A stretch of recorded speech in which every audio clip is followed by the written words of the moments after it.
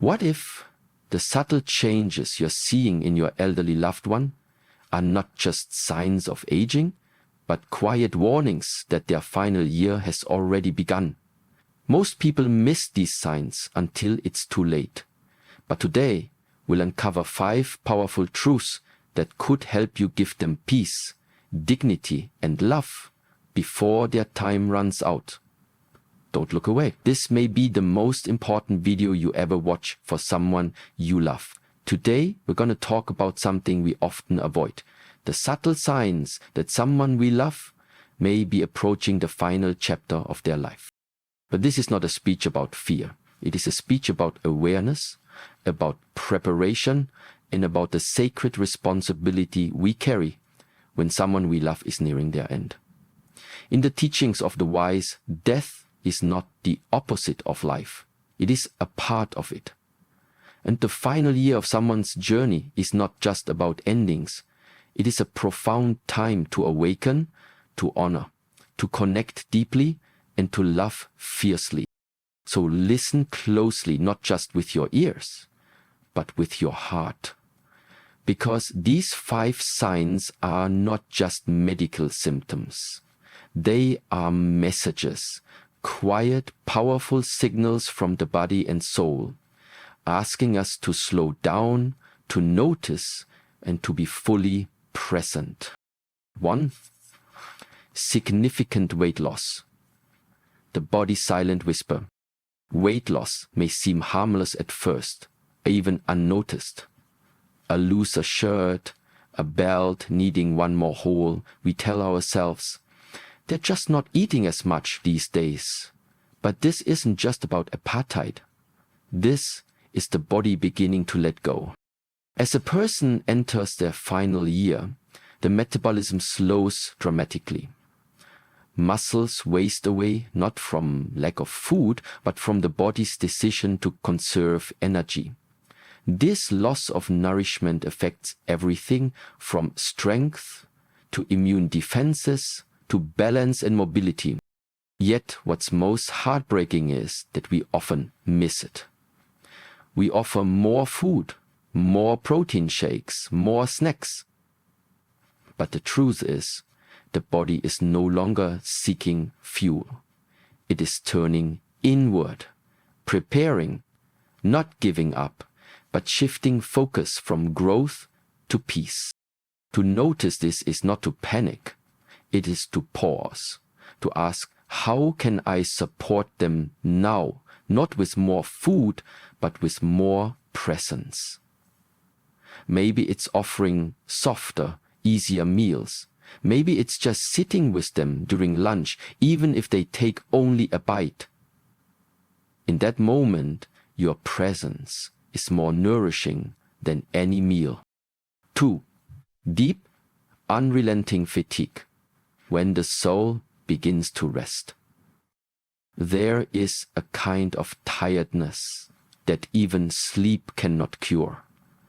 It is not laziness, it is not weakness. It is the body whispering that it no longer wants to run, fight, or climb.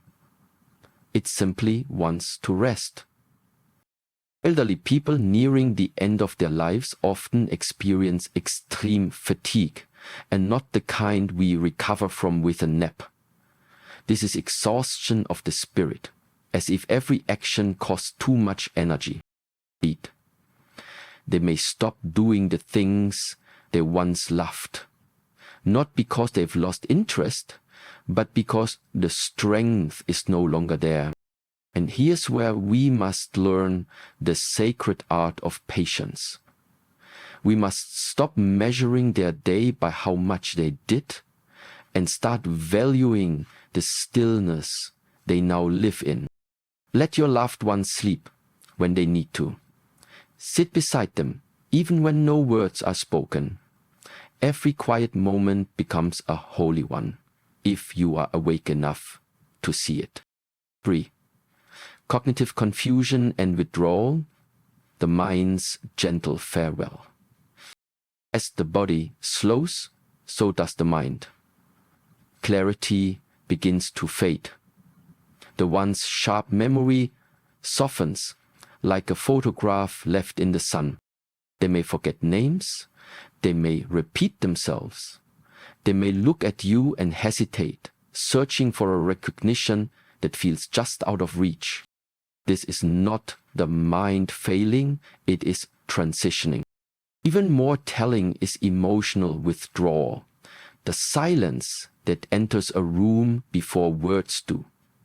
Elderly people in their final months often stop initiating conversations.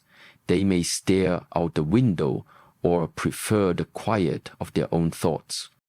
Do not mistake this for rejection. It is not that they no longer love you. It is that the brain no longer has the energy to engage with the world the way it once did. So what can we do? We meet them where they are. You don't need to fill every silence. Sit with them. Touch their hand. Smile when their eyes meet yours. Speak gently, even when they don't respond, because even when the mind retreats, the heart still feels, and love, above all else, remains understood. 4. Frequent infections and slow healing, the body's fragile battle. Another sign, and perhaps the most physical, is the weakening of the immune system. Minor colds become serious. A simple UTI can take weeks to heal. Cuts don't close the way they used to. The body, once strong enough to fight, begins to choose its battles. Energy that used to fight infection is now used simply to maintain breath, heartbeat, and awareness. For families, this is frustrating. We rush to doctors hoping for answers. We try antibiotics, diets, vitamins, but the truth is, healing is no longer the body's priority. The fight is gentle now, less about survival and more about comfort. This is the moment to shift your role from problem solver to peace giver. Keep them clean, hydrated, rested. Focus on ease, not cure. A soft blanket, a calm room, the smell of their favorite tea, these are now the medicine. 5. Changes in breathing and circulation, the final preparation. And then there is the breath, perhaps the most sacred change of all. In the final stages, breathing becomes uneven, sometimes rapid, sometimes slow. Pauses between breaths may stretch longer. Hands and feet grow colder, skin turns pale or bluish. These signs are not frightening if we understand them. They are the body's way of saying, I'm almost ready. Many elderly individuals experience shortness of breath. They may stop mid-sentence to catch it. They may need to sleep propped up. Their voice may grow softer, their movements slower. But none of this is suffering if we meet them with understanding. This is when the greatest gift we can give is not medicine, but peace.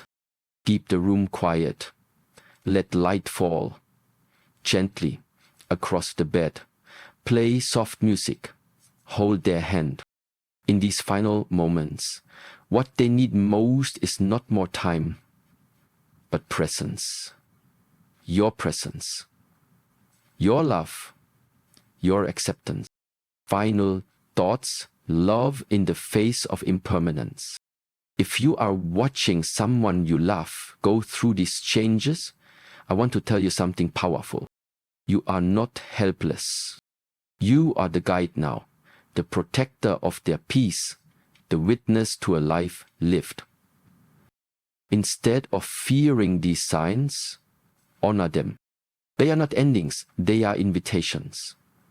To slow down, to embrace what is sacred, to whisper thank you a little more often, to say I love you, not with words, but with time, touch, and presence. We cannot stop the river from reaching the ocean, but we can walk beside it. We can listen to its rhythm. And when it is time to let go, we can do so with grace, knowing we gave our loved ones what matters most in the end: our attention, our love, our respect. This is what it means to truly care for someone in their final year. This is what it means to live with awareness. This is what it means to be human. If this message resonated with you, I invite you to share it. Leave a comment with one thing you've learned or one person you're thinking about today. And if you haven't already, subscribe and turn on the bell, because we're here not just to inform but to walk beside you on your journey. Until next time, stay present, stay grounded, and above all, stay kind.